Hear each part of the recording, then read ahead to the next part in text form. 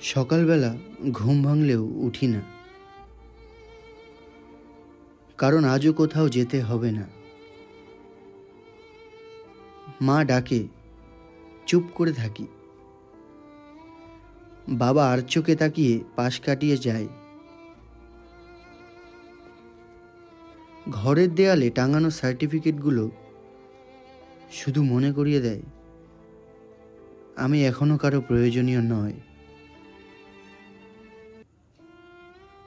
বন্ধুরা চাকরির খবর দেয়, অনেকে বলে তুই পারবি না, তোর দ্বারা হবে না। আর আমি হাসি, কারণ ভেঙে পড়া ছেলেরা সবচেয়ে বেশি হাসে মুখে মুখে। আমি এখনো স্বপ্ন দেখি,